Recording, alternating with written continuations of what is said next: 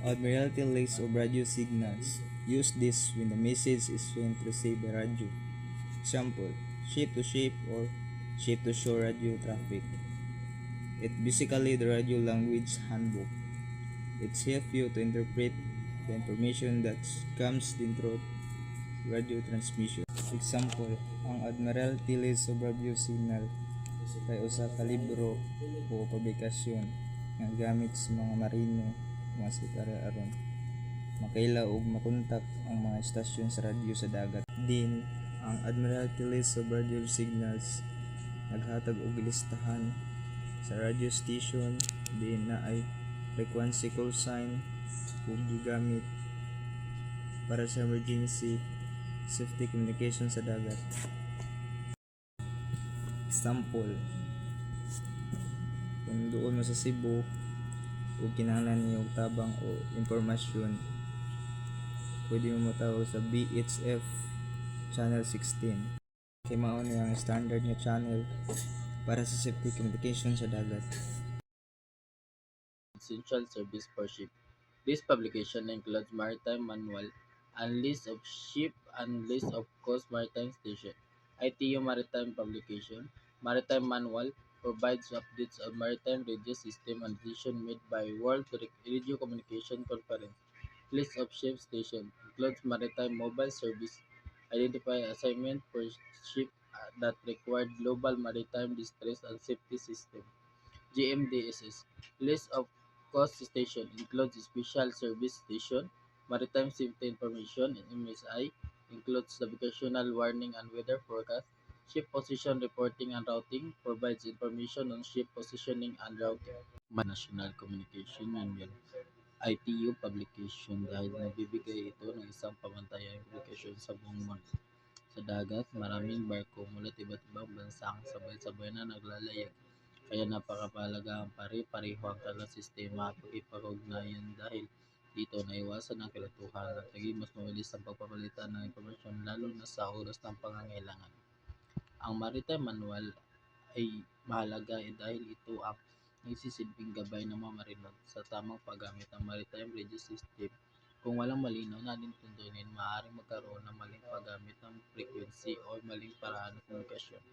Sa tulong ng manual na ito, nagiging organisado at efficient ang komunikasyon sa pagitan ng barko at mga istasyon sa lupa. Ang lease ship station ay napakalaga na pagkikilala magtukoy sa bawat barko. Sa oras ng emergency, mahalagang malaman agad kung anong barko ang nangangailangan ng tulong o saan ito matatagpuan. Kaugnay nito, Global Maritime Distress and Safety System GMDSS na ginagamit ang impormasyon upang mas mabilis na rescue operation at maiwasan ang mas malaking sakuna. Samantala, ang list of coast station ay mahalaga dahil ito ang nagsisilbing tulay komunikasyon sa pagitan ng barko at lupa. Pamagitan ng coast station, nakatanggap ang barko ng mahalagang update. Maaari rin silang humingi ng tulong kung kinakailangan. Ito ay kritikal lalo na sa malalaking karagatan at kung saan limitado ang direktang komunikasyon. Ang Maritime Safety Information MSI ay mahalaga para sa kaligtasan ng manlalayag. Nabibigay ito ng babala tungkol sa lagay ng panahon, panganib sa ruta at iba pang impormasyon na katulong sa pag-iwas ng aksidente. Dahil ito, nagiging masanda ang mga marino sa kanilang paglalakbay na mapagtahan ang buhay ng tripulante ng barko at kargamento. International Code of Signal. It is used for when the message is sent, received, visually light, flags, signal lamps, day and night visual signals. Example, messages received by visual signaling. International Code of Signal. The International Code of Signal, Interco, is a standardized maritime system for communication, primarily designed for safety and navigation when language barriers exist. It enables ships to communicate via flags, Morse lights, or radio, covering messages on navigation, emergencies, and medical issues managed by the International Maritime Organization (IMO).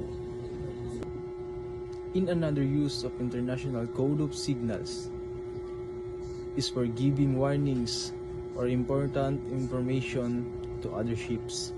Example, a ship can use signal flags to inform others that it is carrying dangerous cargo or is in emergency situation, so nearby vessels can stay clear or provide assistance.